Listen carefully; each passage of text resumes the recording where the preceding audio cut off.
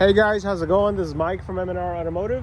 Today we're in a Ranger Raptor and we've installed a 40-inch curved Pro Series light bar along with the M&R ditch light kit. So these are your factory low beams. These are your factory high beams. These are the ditch light kits.